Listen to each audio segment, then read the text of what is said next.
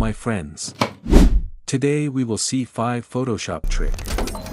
They will make your work easier. Let's go to Photoshop to explain.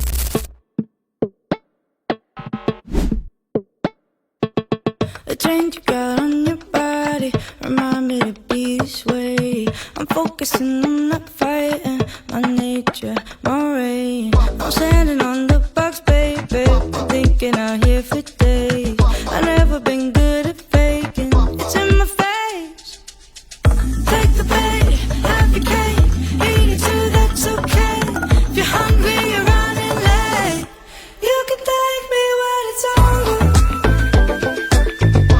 Put your hands up off your shoulder. Make it up how you wanna. Can't see it, but you're gonna. If you like the colors of any image and want to apply its colors to your image in a minute, you have the solution. Click on the images you want to change the color of, and rasterize layer and go to Image, Adjustments, Match Color, and choose source what you are working on. Choose the layer you want to take the color from. Then edit the image to apply the colors. Don't forget to like, subscribe, and share so that others can benefit.